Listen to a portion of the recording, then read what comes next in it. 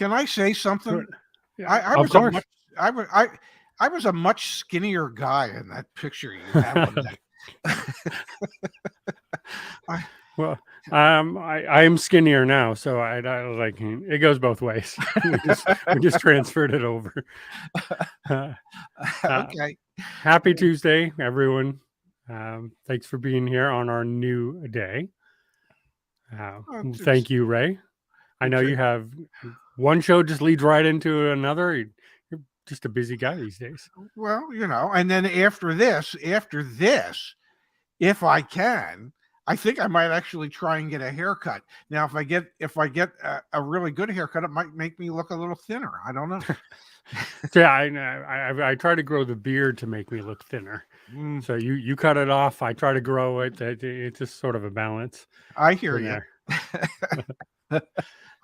So just you and I today, no guests, because I just thought that this topic was good enough that, there is enough news out there that you and I could really discuss it and get involved with the community on what's going out there in the EV world, Lucid and Rivian and Lordstown and Ford and oh my goodness. So I'll leave it to you. Where do we want to start, Ray? There's a lot out there right now. Well, I like the headline for today's show. Are EVs days numbered?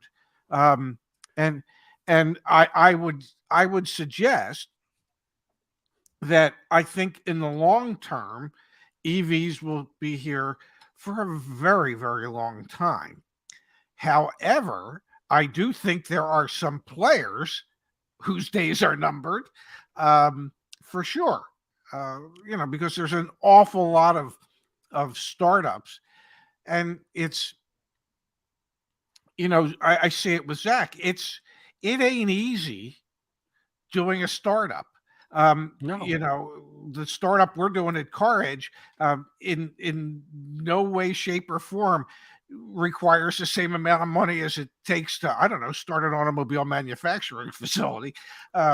So yeah, you have to think that there are players, whether it be Rivian, whether it be Lucid, whether it be Lordstown, and I'm sure there's others where you go, well, it's nice that they're here, but they ain't going to be here for long. It reminds me, if I may, it reminds me of 1977.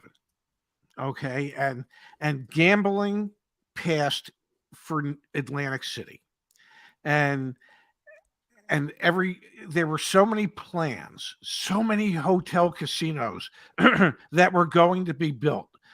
Excuse me. Some of them are still mere skeletons today. There might have been 30 projects, and at one time maybe there was 11 or 12 casinos in Atlantic City. So it's like you see all these players coming in that allegedly have the money and the financing, the backing, and they start a project and they get 3 stories up on steel construction, and they're gone, and they're history. And I get the sense that there's the same thing. We'll see the same thing in the EV space, that investors will have picked and chosen, and some of those choices will not have been the correct ones. Well, and this isn't new for the automotive space either. No. I mean, Tucker, Saturn, to name 2. Like there have been upstarts at DeLorean and failures throughout the auto industry. Lots of players who came in with big plans and big ideas, and DeLorean was the weird kid on the block, and he was going to make it, and it was all going to be special and new. Tucker changed the industry, but never got a car off the ground. Saturn decided, hey, we're going to be the good dealer. Yes. We're going to stop playing all these games. We're going to be nice. We're going to care about our customers. And that wasn't enough. So this has been happening, since the automobile was invented, really. Oh, I can name a few more. Edsel, Oldsmobile, Pontiac, Nash. It goes on and on and on. I mean, how many brands has General Motors killed off? Because Yep. I mean, an Oldsmobile had been around for what, close to 100 years, and they killed off that brand. Pontiac had been around for a long, long time. It happens, but with these startups, it seems to me it's a little different in the sense that these guys are starting from scratch. It's not like they have General Motors behind them, and you have investors thinking, looking at the numbers, looking at the possibilities, and going, "Yeah, I think this is one we should back." Based on what? Yeah. Yeah. There's a lot of that. When Amazon was behind Rivian, Mm-hmm. you sort of understood a little bit. Like, you're like, okay, so there's real money behind this from a real company. And then they sort of backed away a little bit. They're not out, but they did less. And then and you sort of wondered, hey, Rivian, why didn't you concentrate just on that segment first? Yes. Why weren't you building transit vans only first, for 10 years? And then you can break off into this other world. Because right now I know there are people who've ordered Rivian, and there's a news story on Autoblog about this where, this guy, Parker Elmore, he ordered an R1S, but then he also ordered a Cybertruck and a Ram 1500, saying, I'm going to hedge my bets because I don't know if they're even going to maybe be able to make this car. People have been waiting years for the Rivian. And, it's kind of like, well, are they going to make it? Is it going to, is this going to work or not? Like, so people are starting to hedge their bets with them. Like, I don't know if these people are going to exist or not. And, whether they keep going or they don't keep going, that's a horrible mentality for your customers to be in. Yes. Like, when your customers are like, I'll order, but I don't really know if you're going to make it. Like, that's rough. It's almost as if I'll order, but I don't really care if I ever get it. Yeah. I'm going to place the order, but my suspicion is I'm never going to see it. But at least the possibility exists that I might. If I don't place the order, there's absolutely no possibility. And even placing the order, the possibility is still remote. Yeah. Yeah. And I think that's what you'll see in a lot of these. Lucid has the same thing. Lucid had, they missed projection by almost 50%. They delivered just slightly over 50% of what was expected. Now in February, as of February 21st, they had 28,000 orders for their vehicles, which is 6,000 less than the previous month. And they had 1,900 cancellations.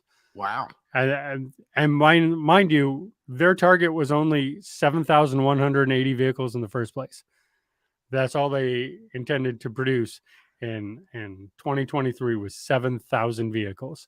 And they're saying that they can't do that. Wow. And so, and this is where people get a little, and Lucid is a high-end product. Like, yes, these are people who are used to waiting. These are, Ferrari people, who special order their vehicle and wait 2 years for it to get built. The cheapest Lucid you could buy is like $180,000. The most expensive is like $340,000. So we get that they're specialty, and this is not a everyday car, but they're a huge name in the EV game. And so you sort of look at this, and they're like, hey, we have to sell, $1.3 billion in bonds in order to keep going. You're like, what? How much? And shame on me. I should have looked this up, but I'm hoping maybe you have the information. How much money did Rivian lose last year? How much money did Lucid lose last year? They both lost a lot. I know. Let me look it up, because I'm assuming it's billions. Yeah. So Rivian lost $6.8 billion last year. And they delivered how many vehicles? 25,000 or so? Yeah. Yep. 24,337, as a matter of fact. and they lost 6.8 6.8 billion. billion with a B. Gosh, how much did it cost? Did they lose on each car? I mean, that's crazy numbers. I mean, how many more cars would you have to produce so that you could, I don't know, even break even? 10 times that amount? 20 times that amount? And they have what, a facility that's capable of building 50,000 cars a year? Well, but so both Rivian and Lucid have facilities that are capable to build multiple factors more than they do build. Yes. But they're just not there. And part of that is, that's a whole show in of itself, is the manufacturing process, and they're going through and they're using a sort of an old world manufacturing process that like Tesla doesn't use anymore. And Tesla's even changing the way they're going to be building vehicles even more. This New Mexico plant, which they said they'll probably break ground by the end of this month on, Wow, is going to be the new manufacturing form, and that's going to change even more in that. So one, they're manufacturing poorly, but even at that, they're not even building to the capability they can. They're struggling to deliver vehicles enough that people are canceling on both of them. Let's see, Lucid lost $1.9 billion last year. So magnitude's better than Rivian, I guess, in that they only lost $1.9 billion. So between the two, they lost 8.7 billion. Yeah. If I were an investor, I think I'd pull my money out and look to put it somewhere else. That's just me. What do I know? But that doesn't seem like there's a tremendous amount of long-term potential there. I mean, yes. I mean, yes and no. I always go back to, these EVs are almost tech companies at this point. So you got to look at, Amazon lost $200 billion their first 10 years, and now they're one of the most valuable companies on earth. So it's whether they can withstand this, find the investors to believe in them, and they can get their act together. But the difference is that Amazon can sell stuff to everybody and anybody. Okay. Yeah. Rivian cannot. Lucid cannot. I mean, they've, just based on price points, they've decided that they're not interested. So the difference between what Amazon was able to accomplish and what automobile manufacturers are able to accomplish are worlds apart. Just by sheer volume. That's true. There's no automobile companies out there that are selling 20 million vehicles a year. That's true. That's a good point. That's a good point. But I'm just saying, I think investors sort of look at them like that. But you're right. You're right. And nor will there ever be a vehicle company selling, as many cars as Apple sells iPhones. That's just never going to happen. Like, you just don't have that. No. So I mean, that's a good point. And I think there's others. We're focusing on Lucid and Rivian because they're huge, but like, look at Lordstown. They have recalled every single one of their endurance electric trucks that they have ever built. And this is not an over-the-air Tesla style recall, although Tesla had 3,500 Model Ys that were recalled for seatbelts. You can't fix that over the air. No. But Lordstown recalled all of them because of a cable that can come loose or fail, and you will not be able to restart the vehicle once you've turned it off, if that happens. Wow. On every single one of their trucks. But when you say every single one of their trucks, how many trucks is that? Yeah, I mean, it's not, I think it was like 3,000 something. So do we, or do you think a company like Lordstown say will still be in existence 3 years from now, 5 Well, years from now? okay, so here's the thing that's interesting about Lordstown, and I will let you decide on whether this is a good thing or a bad thing. So I'll put Okay. it that way. Because of this recall, they have pretty much just said, we're not going to keep going with the Endurance. We're going to shift our focus over to this other vehicle that we are producing in partnership with Foxconn, the very same Yes. Foxconn that makes iPhones Yes. and is getting into the electric vehicle game. And so Lordstown have basically said, we messed up. Maybe we can't make vehicles very well, even though I believe Lordstown has been around for a very long time making vehicles. Yeah. But EVs are different, and so they're really just going full on now. We're going to concentrate on our partnership with Foxconn, and that's the vehicle that we're going to concentrate on. So I guess it depends on your confidence in Foxconn to build a car. Certainly, Apple will be looking at Foxconn's record on if they can build a car, and they'll be watching, I'm sure. I know they can build an LCD screen, but yeah, I mean, they haven't probably built an LCD screen for a long time, but yes, an LED, whatever kind of screen. Yeah, you know what I meant. Well, I know what you mean. Man. I know what you mean. I suffer from brain farts. To be clear, we all knew what you meant. Yes. I was just going to throw that in there anyway, but there was nobody who was confused by what you meant. Yes, they make good products. Whether they make them ethically or not, it might be a different story. Yeah, but they make good products, and they're opening several factories in the U.S. So all good things there, at least.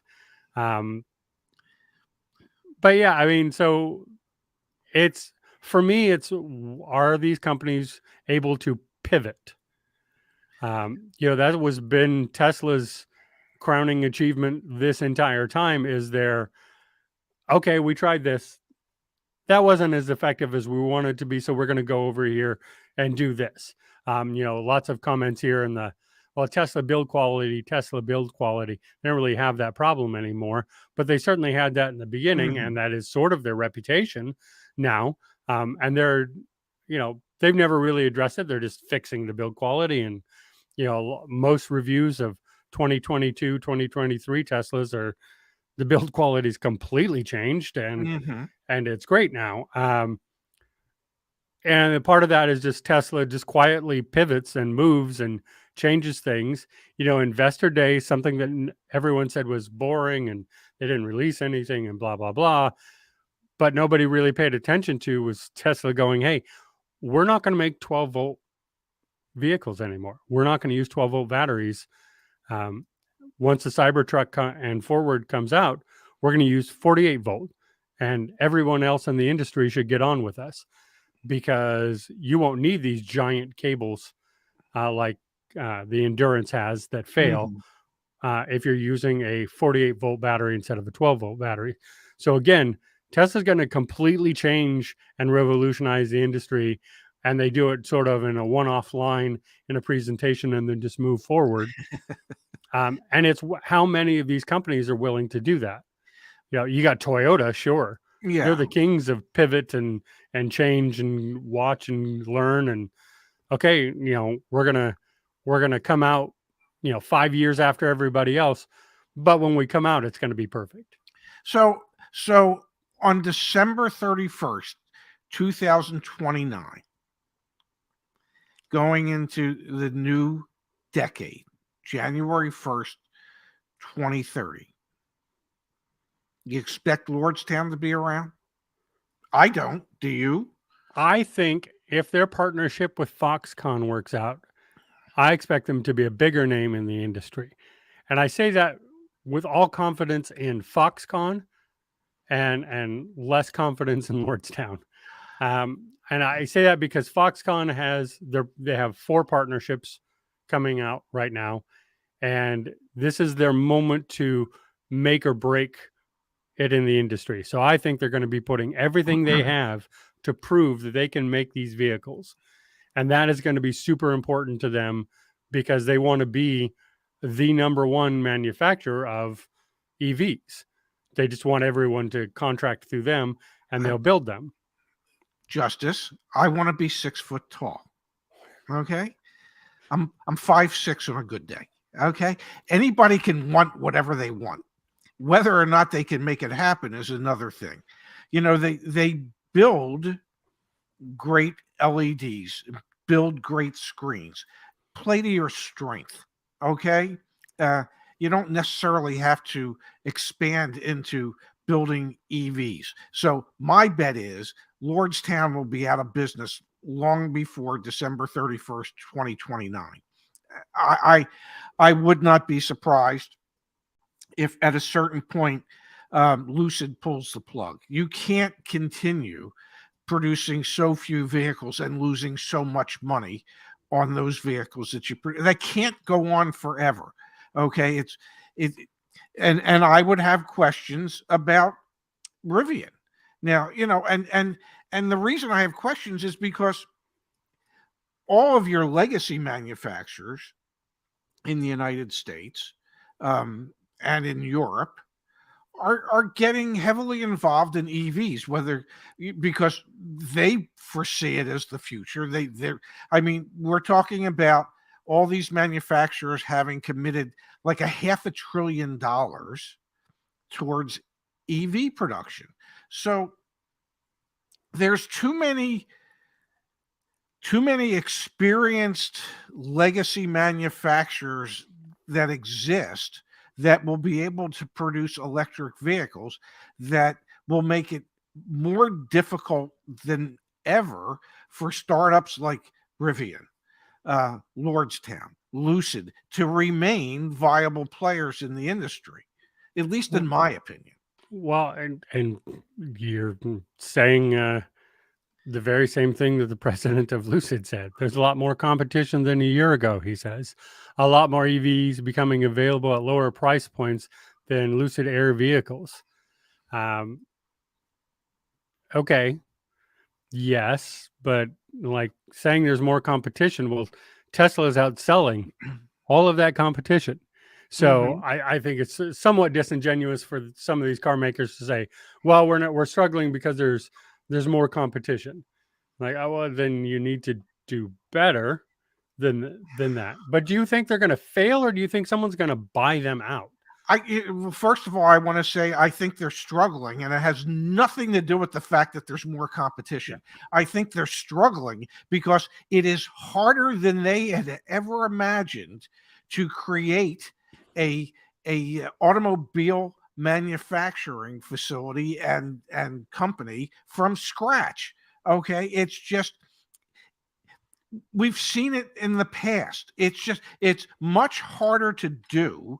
And let's face it, the only reason Tesla worked, okay, is because they brought about new technologies. Their whole thing was going to be electric vehicles. And they were realistically the first ones that got into it at the earliest of stages so that they could have an impact. All these other players have gotten involved much later than that. And so they don't have what Tesla had. They don't have originality, which is what Tesla had.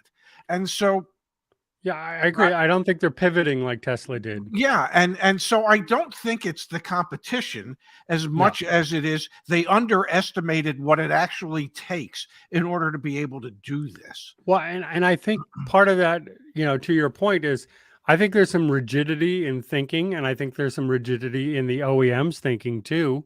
You know, even Ford had to put a stop sale on the F-150 because of battery management issues. You know, there's some rigidity that Tesla didn't have. And even Tesla, lest everyone forget, almost went bankrupt many times. Elon himself put every single cent he had back into the company and sold his houses, and several times was either living on friends' couches or in the office to keep Tesla afloat. This is many times has happened. and they almost went bankrupt themselves. So even the EV legacy automaker, which is Tesla now at 20 Mhm. years old, have struggled over the years. It's whether you're going to learn from that and pivot and understand that the old way of doing it isn't the right way for the new way of doing it, and that things have to change. I mean, what is uh, what's his name at the Ford? Your Jim buddy, Farley? yeah, your best Yeah. buddy, Yeah. who said, "Oops, we accidentally put 70 pounds of cables too much that we didn't need to put into the Mach E."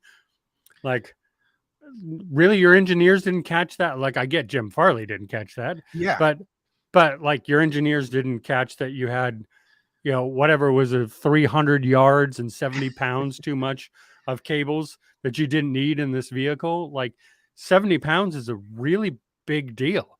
And by the way, you had 70 pounds extra in this Mach E. You take it out, you still can't put a spare tire in your vehicle, because I feel like that's less than 70 pounds. So I'm if you, pretty anyway, sure. come on now. Yeah.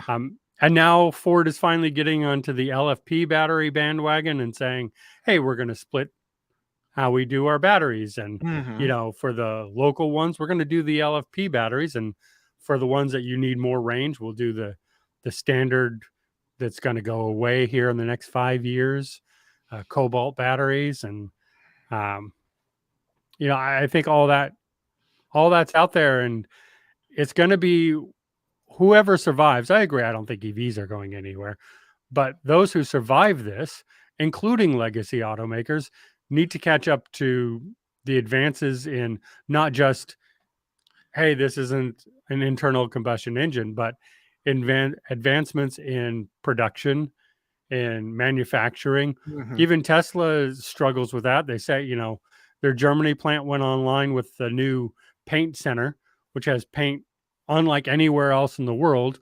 These great, amazing multi-tone paint jobs. And they're like, yeah, we can't do it in the US because we'd have to shut down Fremont for 2 months to retrofit, and we Mhm. can't take that hit. So even Tesla's figuring out, like, they can advance manufacturing so much, but then how do you update all the other plants? And this is going to be a struggle for everybody, as the technology for EVs is just beginning. So let me ask you a question. So we've talked about Lucid, Rivian, and Lordstown, and we know like VinFast is from Vietnam, is entering the U.S. market. There will be other players that enter the U.S. market. I mean, everybody says that we'll wait till China enters the U.S. market with their. So, And the BYD outsells Tesla now in China. well, maybe they And like to buy local. I don't know. we've had a couple stories, people in Australia who can get the BYD faster and cheaper than they can even get a Tesla. So BYD is definitely one to look out for. There is something to be said there. We'll see if that's a 80s Japanese style revolution or not. So, how many? It's a tough question, but I got to ask it. I mean, how many new players really can the market sustain? And the reason I ask that is, and I know part of Tesla's future is to be able to produce $25,000 electric vehicles. Everybody talks about that, but that ain't happening tomorrow, and it ain't happening the day after tomorrow. I think that'll happen with the Mexican power plant, though. The Giga Mexico, I think, is our chance of hitting that. We'll see. I get it, but there's that ugly thing called inflation. There's all kinds of, we don't even know. I mean, nobody Yeah, knows what the yeah. future is. So we don't know what the next great catastrophe or war or whatever can be. So it's great wishful thinking to say we're going to be able to produce $25,000 EVs. Whether or not that actually comes to reality is a whole nother story. But let's assume for a second that they can. Um, and which obviously gives them a great advantage over every other manufacturer, legacy or otherwise, when it comes to producing inexpensive EVs. How many new players, VinFast, BYD, whoever else? I mean, I don't know. You know me. I'm not really an electric vehicle guy, but how many new players can at least in the United States market can they support? I mean, without causing other, maybe perhaps legacy manufacturers to go out of business. Well, I don't. I mean, you like you said, it's a tough question because I don't know. Like, I don't know if the market's going to be more players who make less vehicles Uh-huh. and just charge more for them. I mean, Tesla's manufacturing has made it so they make more profit per vehicle than anybody, Yes. even than Toyota. And they do that through the manufacturing process, and that's about to change again and Yes. completely revolutionize everything again and get it even cheaper. They're saying they can cut costs of manufacturing by 50%, is what they said on the Tesla Investor Day. So, Yes. if that happens, the $25,000 vehicle could be very possible.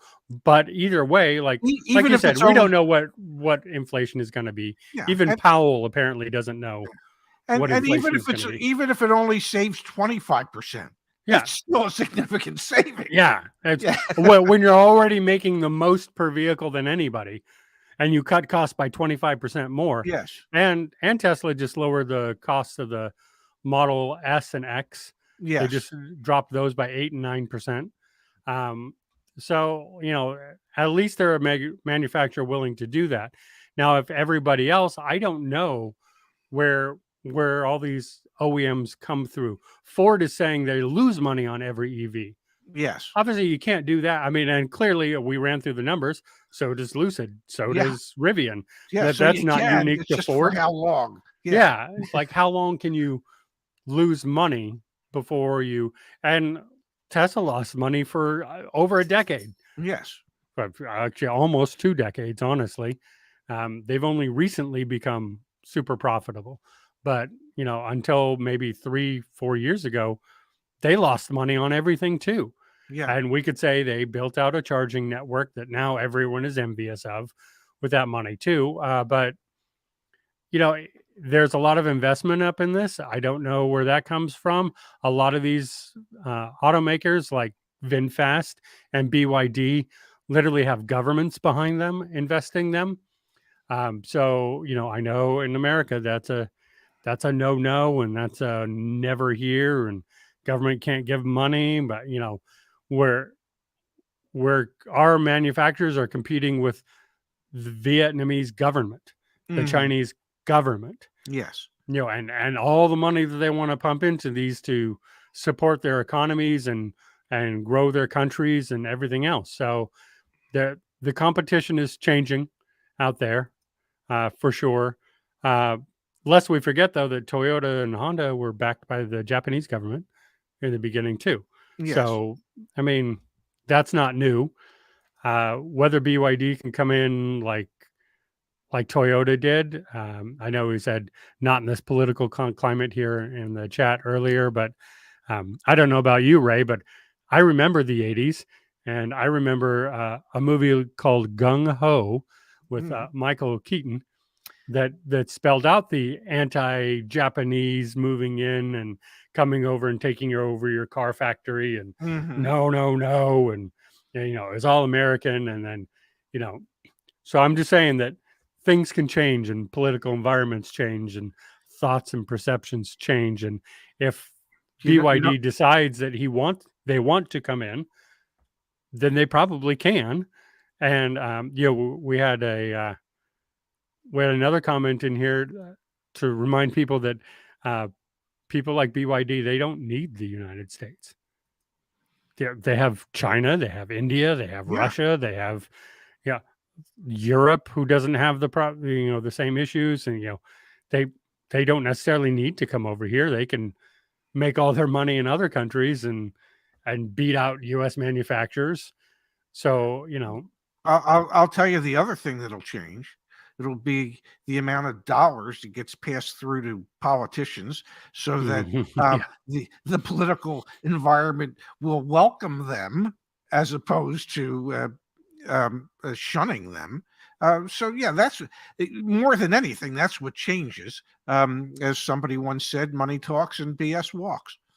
So Yeah. I mean, and, I don't care what political side of the aisle you're on. Do you think your politician isn't for sale? Because please, they are. They are. yeah, Kimberly has a question. I'll let you go on that one, Ray. Do you think EVs could disappear like it was just a fad? kind of like the pet rock. I don't think so, Yeah. because nobody invested $500 billion in the pet rock. But no, I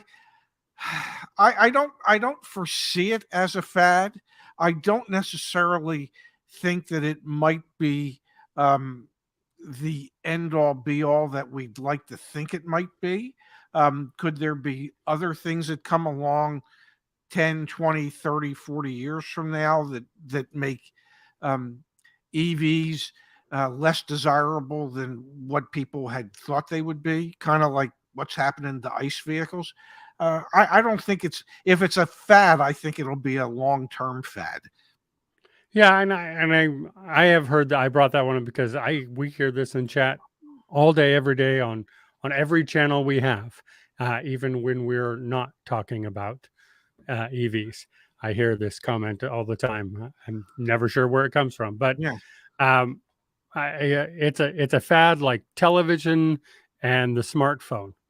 To me, I'm like yeah, it's here to stay. And what's the next revolution? Well, they're already working on it. They're the flying taxi, the flying cars. They're already doing that in Detroit and Chicago and Miami. There's one other city I don't remember, but where they're already working on autonomous flying vehicles. And by the way, those are all electric vehicles. So those are EVs even in the sky. yeah. Wow. Um, I don't think you know this. I will say I actually disagree with this. They're not sustainable. They are, but they're not sustainable as is. I agree. Lithium ion is not sustainable, but we're already changing battery chemistry right now. So I don't think EVs are going anywhere. I think that definitely the battery technology and how they're powered will change dramatically. In 10 years, we'll be looking back at the lithium ion going, that's What were they crazy that we thinking? did that. Like, what Yeah, were we thinking?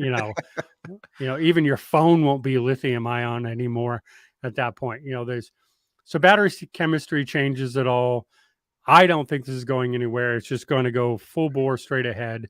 Do I think we're going to stop selling ICE cars by 2035? No, not even. I don't even think you're going to stop selling new ICE vehicles by 2035 in California, let alone the rest of the nation. I don't even think California is going to hit that target. So don't get me wrong there. There's lots of different things. Yeah, I know there's Learning Fast says hydrogen fuel cells. I don't think that's the future of mobile power. I think that is most definitely a future for manufacturing plants. I know Honda is already working on that, and several of their plants are hydrogen powered plants now. So that saves them there. I think that's the future of that. I think the future of all renewable energy is a combination of everything. It's not one. And people try to fight me on that a little bit, but I go, we don't use natural gas. We don't use coal. We don't use petroleum. We use natural gas, coal, and petroleum, yeah, like, and nuclear, which, by the way, needs to expand and not get shoved aside more. We already use a combination of things. The future is a different combination of different things. And I don't see petroleum going away anytime soon either. So we still need to make rubber, right? We still make plastic. We yeah. still so it's not like fossil fuels are going away in 2035, even if they go away from vehicles. I mean, I think the technology just evolves And that's the real change of the future. And it's not going to be anything overnight, certainly. The wonderful thing is that it never stays stagnant. There is always change. Yeah. They are always looking for improvements, better ways, better materials. So yeah, what we see today is what we see today, and what we see 10 years from now could look completely different than what we see right now. And I would suspect it would be. I put my money on Toyota and solid state batteries. That is I where know my that's what money they're is looking. thrown Yeah. down right now. I think we all know solid state batteries is going to be, it's the only future that makes sense as technology exists right now that we can see down the road.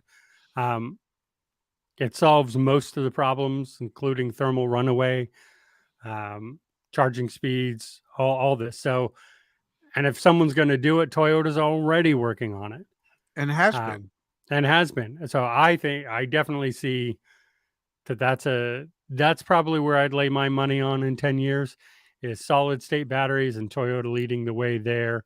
They're going to come out late and then they're going to come out swinging, and all their detractors right now are going to have some egg on their face. I will close with this, if I may.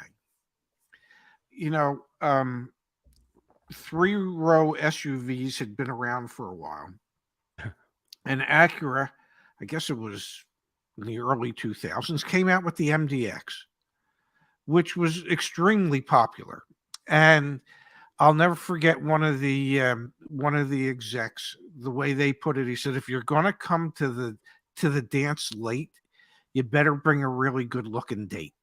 Okay. And they did a great job with the MDX, which really forced everybody to upgrade their vehicles to compete against the MDX. Just because Toyota might come to the party late when it comes to this doesn't mean that they ain't bringing a great looking date. Okay. Yep. So yeah. And speaking to that point, third row SUVs, the EV market's got to catch up because that's still one of the most popular things. And I know I hear from women, especially with their carpools and Yes. taking the kids around. They all want those third row SUVs, and that's the one thing missing in the EV market for I think obvious reasons right now: weight, Yes. size, aerodynamics, all that. But someone's going to do that. Someone's going to come out with their MDX of EVs and just blow everyone else away and force everyone to do it. And maybe that's Tesla. Maybe that's, I don't know who. I'm telling you, it wouldn't surprise me if it's Toyota. Just because they are late to the EV revolution doesn't mean that they won't come up with something that far surpasses what anybody thought could be done, and they are able to do it at a price point that's reasonable, and it'll have Toyota's reputation behind it, which when it comes to the automobile industry is one of the best reputations you could ever hope to have. So that it doesn't scare me that Toyota's playing from behind. Just because you're playing from behind doesn't mean that you can't catch up and win. I agree. I agree completely. I think, and Elon has said it before too, that their biggest competition is going to end up being Toyota. It just is who they are, and we know it. And I think it's because exactly what we've talked about here.